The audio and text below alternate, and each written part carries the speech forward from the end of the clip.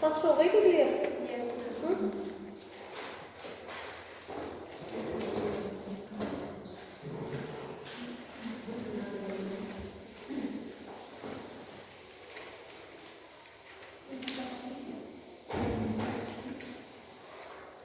आगे देखो, जहाँ पे भी हमें कॉम्पैक्ट सी सीरीज ऑफ फंक्शंस दिखेगी जिसमें हमें प्रोडक्ट दिख रहा हो वो दो फंक्शंस का, है ना, तो हम उसको कुछ इस तरह से सेपरेट कर लेते हैं कि हम एबल या डिरिचलेट टेस्ट कुछ भी अप्लाई कर सकते हैं, राइट।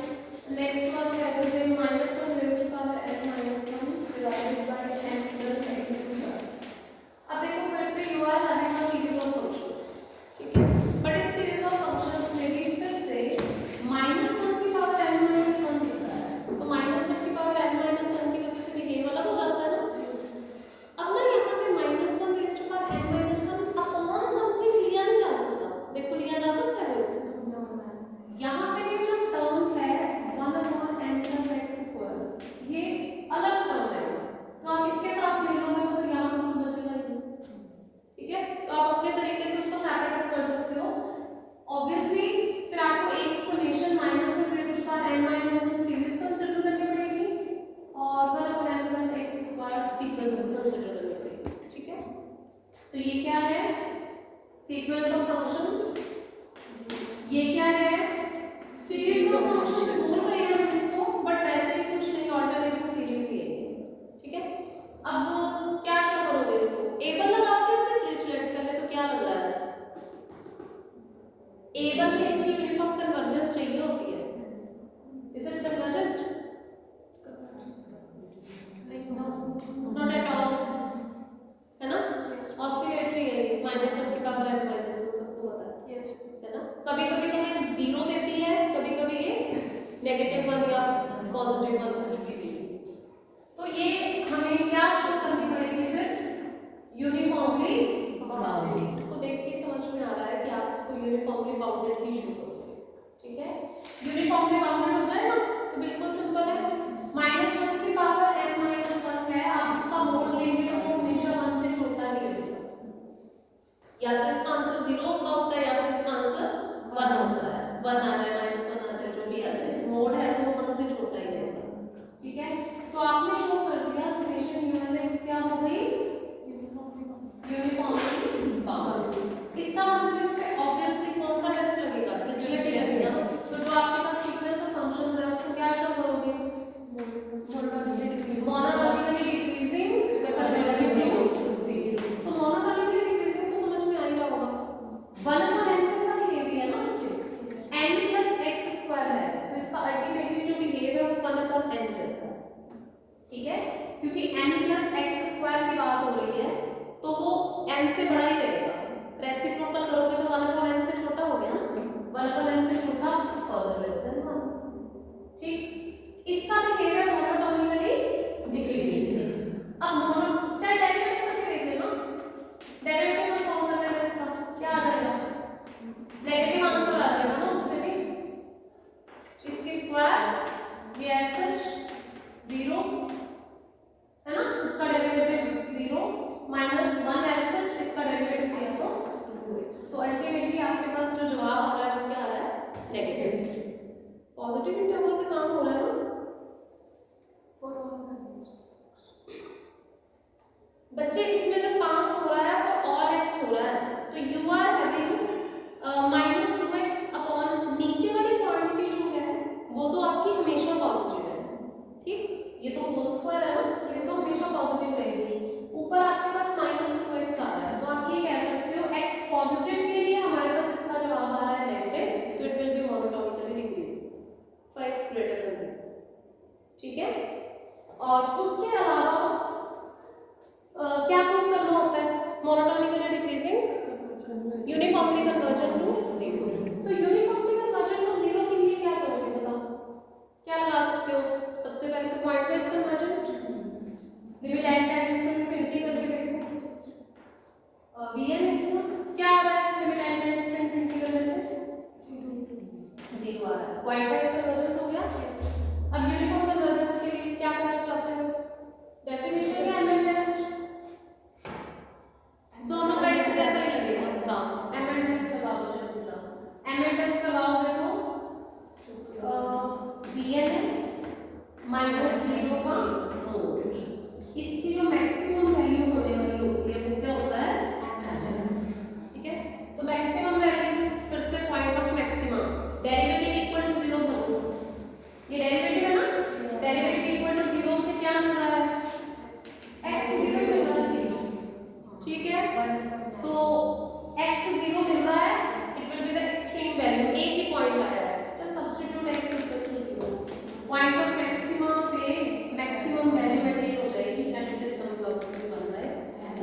डन। क्या हो रहा है mn का बिहेव कैसा है? Approaching to 0 as n approaches to infinity. तो फिर क्या हो गया यूनिफॉर्म कन्वर्जन। बस बन गई बात। डिरिचलेट टेस्ट कहता है जो सीक्वेंस ऑफ फंक्शंस है वो यूनिफॉर्मली कन्वर्जेंट हो जाना चाहिए और जो आपका सीरीज ऑफ फंक्शंस है वो हो जाना चाहिए यूनिफॉर्मली बाउंडेड। ठीक है, हो गया डन। तो after this behave you will say कि अगर हम पॉजिटिव x की बात करते हैं तो उसके लिए it will be uniformly convergent. ठीक है, और जो काम होता है ना बच्चे वो मोड पे हो रहा होता है, तो इसलिए सारा कुछ फॉर ऑल x वैलिड है, चाहे आप x पॉजिटिव ले लो चाहे आप x नेगेटिव ले लो। ठीक है, हाँ जी। आफ्टर दैट नेक्स्ट ये भी बिल्कुल सेम ही है, इसमें भी -1 की पावर n की उठानी पड़ेगी अलग से। देखो बाकी वाला फैक्टर जो है वो अलग किया ही नहीं जा सकता, नेक्स्ट वाले में भी कुछ ऐसा सही है ना। आपको यही देखना होता है कि उसको सेपरेट कर सकते हैं कि नहीं। x square plus n divided by n square. बच्चे क्या आप वैसे तो -1 की पावर n को n स्क्वायर ले सकते हो, पर देखो खुद से ही देखा करो, अगर तुमने -1 रेज़ टू पावर n को n स्क्वायर ले लिया तो यहाँ x स्क्वायर प्लस n रह जाएगा और ये n का x इंफिनिटी में इंफिनिटी को ऐड करेगा। पता चल रहा है ना? Yes ma'am. इसलिए हमें ऐसा नहीं लेना है, फिर से वापस वही काम कर लो, -1 की पावर n अलग से एक सीरीज ऑफ फंक्शन ले लो और बचा हुआ जो है उसको तुम एक सीक्वेंस ऑफ फंक्शन। अब बिल्कुल सेम वैसा सही प्रूफ फिर से बन जाएगा। फिर से क्या होगा, ये क्या है यूनिफॉर्मली बाउंडेड, प्रूव कर लिया ना। और ये क्या हो जाएगा, डेरिवेटिव कर लेना परफॉर्मेंस का अपने आप। ठीक है, डेरिवेटिव करके देख लेना क्या आ रहा है रिजल्ट, देखो सीधा इसका तो सीधा ही 2x हो जाएगा ना। जो डेरिवेटिव है आप लोगों ने जो डेरिवेटिव परफॉर्म करना होता है वो x की मैक्सिमम वैल्यू के लिए परफॉर्म करना होता है। ठीक है, तो आपके पास जो फंक्शन आ रहा है x square plus n upon n square, derivative perform करके देख लो नेगेटिव का आ रहा है। देखो माइनस साइन पावर है 2x square plus n divided by n। बच्चे मोनोटोनिक बिहेव देखने के लिए डेरिवेटिव किया है, इसलिए n के रिस्पेक्ट में किया है, समझ में आता है ना? यस। हाँ, तो इसका बिहेव चेक करना था, इसलिए derivative with respect to n करके देखा है and you are having the negative derivative. Okay, तो x की हर एक वैल्यू के लिए आपके पास नेगेटिव जवाब आ रहा है, इसलिए आपकी सीक्वेंस ऑफ फंक्शंस जो है वो क्या हो गई, मोनोटोनिकली डिक्रीजिंग। और फिर से यूनिफॉर्म कन्वर्जेंस, हाँ जी यूनिफॉर्म कन्वर्जेंस के लिए फिर वही बात। अब तुमने नोइंगली तो इस n स्क्वायर को इसके पास रखा है ना, ताकि हम जब n टेंड्स टू इंफिनिटी करें तो इसका आंसर 0 हो सके। तो इसलिए फिर वही सेम चीज, limit n tends to infinity f(x) करके देखोगे तो क्या आ रहा है, 0 आ रहा है। फिर से सेम mn क्या हो जाएगा, supremum of x square plus n divided by n square. अब इसकी मैक्सिमम वैल्यू देखनी है आपको, फिर से x जो है वो बिलोंगिंग टू रियल है, चेक कर लो। नहीं, इसके स्टेटमेंट में काफी कुछ है, स्टेटमेंट छोड़ो, उसी से फिर आगे का काम होगा, उससे उसके बिना तो आगे फर्दर आप मूव ही नहीं कर सकते। स्टेटमेंट पढ़िए, prove that the series this one converges uniformly in every bounded interval but doesn't converge absolutely for any value of x। तो बात ये आती है कि हमें अब पॉइंट वाइज कन्वर्जेंस तो मिल गई, ठीक है, हमें करना है यूनिफॉर्म कन्वर्जेंस पे काम। यूनिफॉर्म कन्वर्जेंस क्या होती है, यूनिफॉर्म कन्वर्जेंस के लिए हम एमएन टेस्ट यूज करते हैं। एमएन टेस्ट कहता है सुप्रीमम ऑफ bn(x minus bx), मतलब इसका सुप्रीमम। अब अगर इसका सुप्रीमम 0 को टेंड करेगा तो यूनिफॉर्म कन्वर्जेंस नेगेटिव नहीं मिलेगा, तो आप इसकी मैक्सिमम वैल्यू देखो बच्चे, x जो है वो न्यूमरेटर में है तो इसकी मैक्सिमम वैल्यू कब आएगी, x की मैक्सिमम वैल्यू देखिए, आपको कहा गया है अगर तो किसी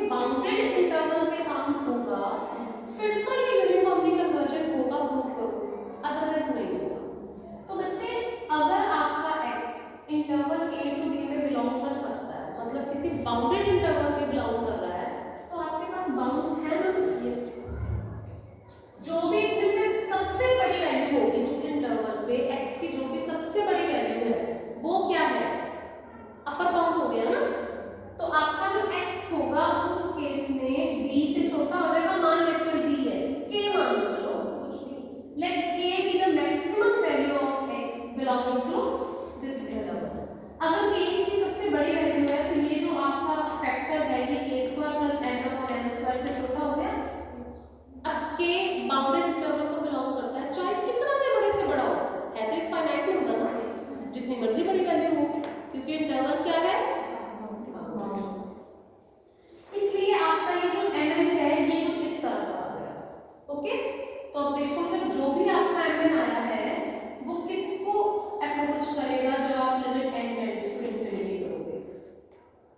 देखो ये एक फाइनाइट वैल्यू है, ये n है, डोमिनेटिंग कौन है, n स्क्वायर, n नहीं, n तो ऊपर है ना बच्चे, जब इसको सॉल्व करोगे तो k स्क्वायर और n प्लस 1 और n जैसा नहीं दिखेगा,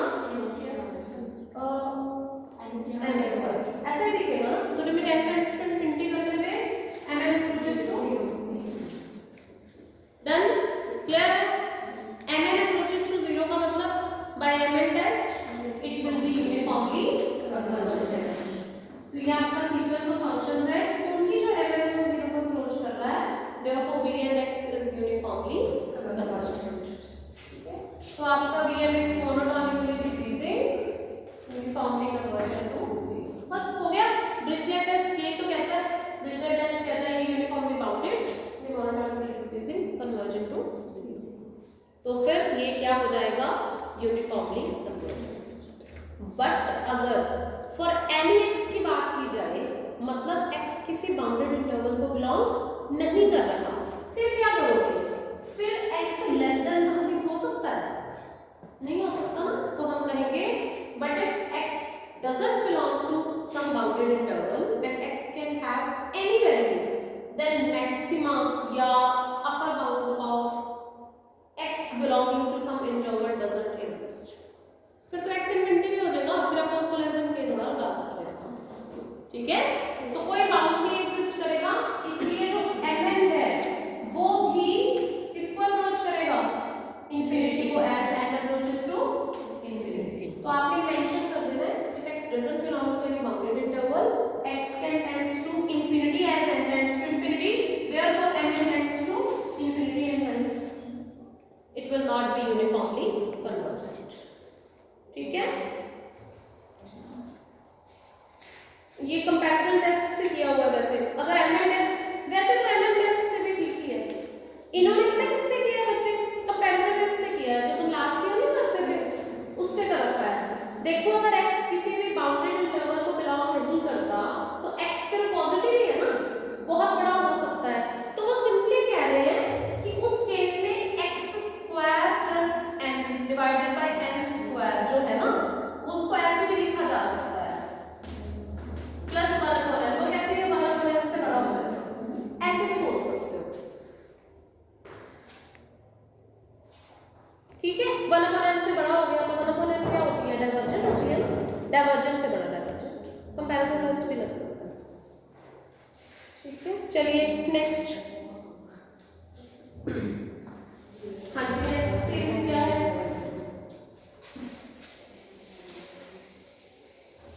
क्लियर हो गया होगा अप्लाई कैसे करना है टेस्ट को, बस आपको उसको तोड़ के देखना होता है दो अलग अलग टुकड़ों में।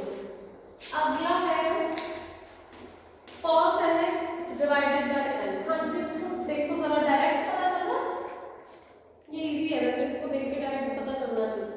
Summation cos nx divided by n converges uniformly in 0 to 2 पाई।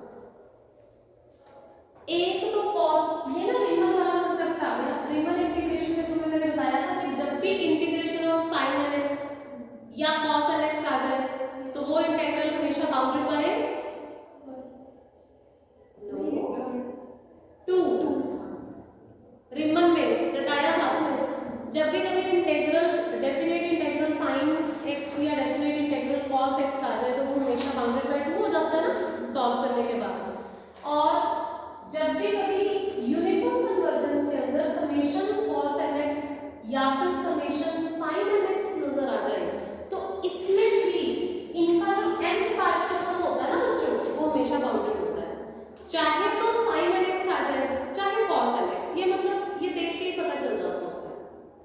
ठीक है। तो इसलिए यहाँ पे भी आपकी जो प्रेफरेंस है वो क्या रहने वाली है कि एक तरफ तो आप सीरीज उठा लो cos nx, जैसे हाँ unx को आप cos nx ले लो, ठीक है, और दूसरी तरफ आप सीक्वेंस उठा लो 1/n, ठीक है। हाँ जी, ये हमेशा बाउंडेड होता है, इसका nth partial sum. Riemann integration में यूज नहीं किया था, sin alpha plus beta up to so on sin alpha plus n beta, याद आ गया। इसी तरह से अगर cos का आ जाए तो भी ये, जब भी कभी आप लोग इनकी n टर्म्स के सम की बात करोगे तो इनकी n टर्म्स का जो सम होता है वो किसको टेंड करता है बच्चे। अगर ये आपने सीरीज ऑफ फंक्शंस लिया है ना ऐसा, तो सीरीज का बिहेव कैसा होता है, जैसा उसके सीक्वेंस ऑफ n पार्शियल सम है ना। तो जब भी कभी cos nx या sin nx आ जाएगा तो हम हमेशा sequence of n partial sum ही कंसीडर करते हैं। इसका n पार्शियल सम क्या होगा, ये बनेगा, हमारे पास अल्फा नहीं है तो हमारे लिए सीधा ही cos x cos 2x up to so on cos nx ऐसा हो जाएगा ना। हाँ, तो फिर जब आप लोग रिजल्ट लगाओगे क्या होता है, रिजल्ट याद है, साइन या cos कुछ भी हो alpha plus n beta by 2, यहाँ पे sine n beta by 2 divided by sine beta, ऐसा ही था अल्फा प्लस n, यही होता है। जब cos का लगाते हैं तो साइन की जगह यहाँ क्या आ जाता है, सिर्फ बाकी सारा फॉर्मूला सेम रहता है, ठीक है। तो ये रिमन में आप लोगों ने यूज किए हुए हैं, इसीलिए इस पे काम किया जाता है यहाँ। तो लगा दो, फिर क्या बन जाएगा, इसको कैलकुलेट कर लेना। अल्फा क्या है, x खुद ही है ना, और बीटा क्या है, बीटा भी x ही है क्योंकि x ही ऐड हो रहा है हर जगह, राइट, डिवाइडेड बाय 2। एक second, alpha plus n beta by 2 होता है,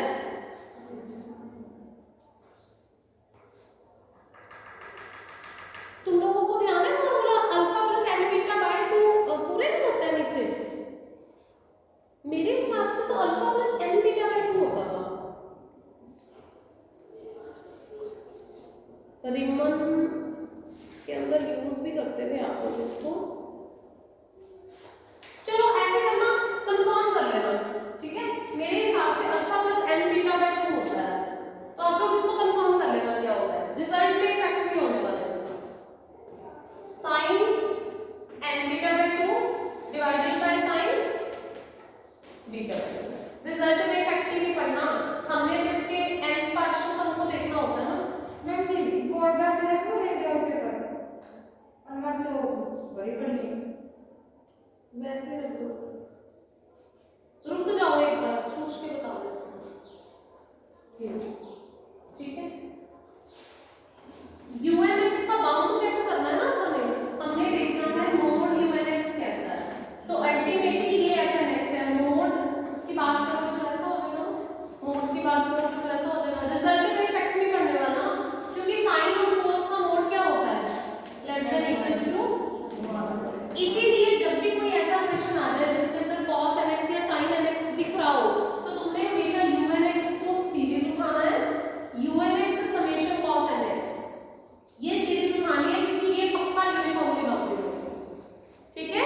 ये क्या आ गया, ये कुछ secant x by 2 आ गया ना, किसी भी इंटरवल में देखो इट विल बी बाउंडेड, ठीक है, पर बाउंडेड इंटरवल होना चाहिए। यहाँ कौन सा इंटरवल दिया हुआ है, इंटरवल दिया हुआ है 0 से 2 पाई, ये ध्यान रखना क्लोज्ड ब्रैकेट्स ना हो, क्लोज्ड ब्रैकेट्स हो गई तो ये यूनिफॉर्मली कन्वर्जेंट ही नहीं रहेगा। साइन 0 क्या होता है, 0 होता है, तो ये एग्जिस्ट ही नहीं करेगा ना। ऐसा ही सेम अगर यहाँ पे 2 पाई हुआ तो 2 से 2 कट गया, साइन पाई क्या होता है फिर 0, तो फिर वहां पे ओपन इंटरवल 0 to 2 पाई होना चाहिए, ठीक है। बस हो गया, ये क्या बन गया, uniformly bounded, done. Uniformly bounded बन गई हमारी सीरीज, और जो सीक्वेंस ऑफ फंक्शंस है वो क्या होगी, दिख ही रहा है, monotonically decreasing, bounded and uniformly convergent to 0। तो बाय विच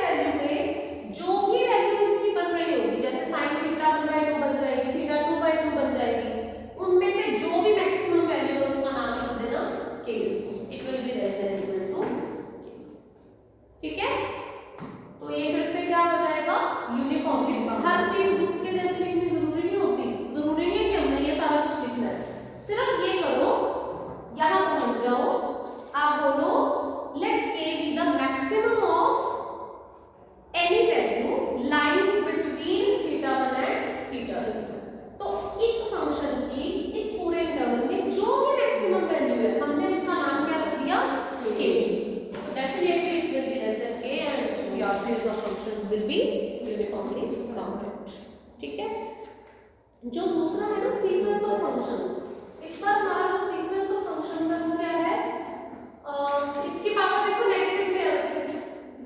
नेगेटिव पावर है, तो इसका behave log n+1 whole power x कुछ ऐसा है। This is our sequence of functions. बच्चों log n क्या होता है, मोनोटोनिकली इंक्रीजिंग ना, log हमेशा इंक्रीजिंग फंक्शन होता है, ठीक है, बट 1/1 हो गया तो रेसिप्रोकल होने की वजह से it will have monotonically decreasing, ठीक है, तो हमारा फंक्शन मोनोटोनिकली डिक्रीजिंग हो गया और limit n tends to infinity Vnx। हाँ जी, मोनोटोनिकली डिक्रीजिंग है, क्या यूनिफॉर्मली कन्वर्जेंट टू जीरो है, बिल्कुल simple, n tends to infinity मतलब log इंफिनिटी, log इंफिनिटी क्या होता है, इंफिनिटी, इंफिनिटी की कोई मर्जी पावर करो it will tend to infinity obviously, तो 1/1 इंफिनिटी टेंड्स टू 0, ठीक है, तो our sequence of functions is no doubt monotonically decreasing as well as uniformly convergent to 0, तो कोई दिक्कत नहीं है इसमें, जिससे ही होगा बाय डिरिचलेट टेस्ट आपका जो गिवन सीरीज ऑफ फंक्शंस है वो क्या हो जाएगा, यूनिफॉर्मली कंपाउंड, यूनिफॉर्मली कन्वर्जेंट, ठीक है। बस ऑलमोस्ट सारे इंपॉर्टेंट ही उन्होंने उसमें डिस्कस कर रखे हैं।